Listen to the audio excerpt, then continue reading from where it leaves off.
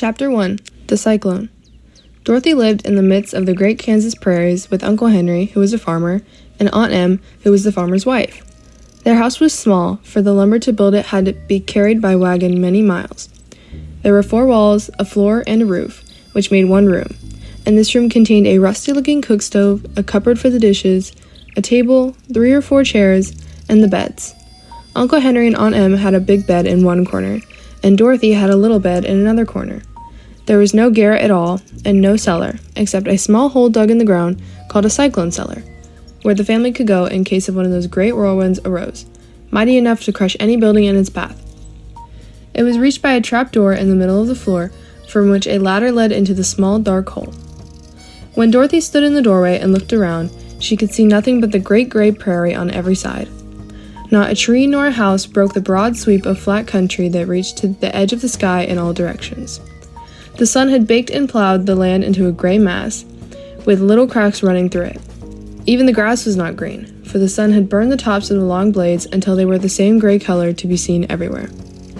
Once the house had been painted, but the sun blistered the paint and the rains washed it away, and now the house was as dull as gray as everything else.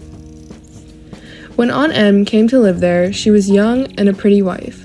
The sun and wind had changed her too. They had taken the sparkle from her eyes and left them a sober gray. They had taken the red from her cheeks and lips, and they were gray also. She was thin and gaunt and never smiled now. When Dorothy, who was an orphan, first came to her, Aunt Em had been so startled by the child's laughter that she would scream and press her hand upon her heart whenever Dorothy's merry voice reached her ears. And she still looked at the little girl with wonder that she could find anything to laugh at. Uncle Henry never laughed. He worked hard from morning till night and did not know what joy was. He was gray also, from his long beard to his rough boots, and he looked stern and solemn and rarely spoke. It was Toto that made Dorothy laugh and saved her from growing as gray as her other surroundings. Toto was not gray. He was a little black dog with long silky hair and small black eyes that twinkled merrily on either side of his funny, wee nose. Toto played all day long, and Dorothy played with him and loved him dearly. Today, however, they were not playing. Uncle Henry sat upon the doorstep and looked anxiously at the sky, which was even grayer than usual. Dorothy stood in the door, with Toto in her arms, and looked at the sky too. Aunt Em was washing the dishes. From the far north they heard a low wail of wind, and Uncle Henry and Dorothy could see where the long grass bowed in waves before the coming storm. There now came a sharp whistling from the air in the south, and as they turned their eyes in the way they saw the ripples in the grass coming from that direction also. Suddenly, Uncle Henry stood up. "There's a cyclone coming, Em," he called to his wife. "I'll go look after the stock," when he ran towards the sheds where the cows and horse were kept. Aunt Em dropped her work and came to the door. One glance of the danger close at hand. "Quick, Dorothy!" she screamed. "Run for the cellar!" Toto jumped out of Dorothy's arms and hid under the bed, and the girls started to get him. Aunt Em, badly frightened, threw open the trap door in the floor and climbed down the ladder into the small, dark hole.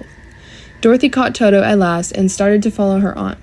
When she was halfway across the room, there came a great shriek from the wind, and the house shook so hard that she lost her footing and sat down suddenly upon the floor.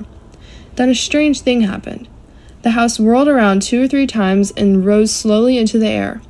Dorothy felt as if she were going up in a balloon. The north and south winds met where the house stood and made it exact center of the cyclone. In the middle of a cyclone, the air is generally still, but the great pressure of the wind on every side of the house raised it higher and higher until it was at the very top of the cyclone. And there it remained and was carried miles and miles away as easily as you could carry a feather. It was dark, and the wind howled horribly around her, but Dorothy found she was riding quite easily. After the first few whirls around, and no other time when the house tipped badly, she felt as if she were being rocked gently, like a baby in a cradle.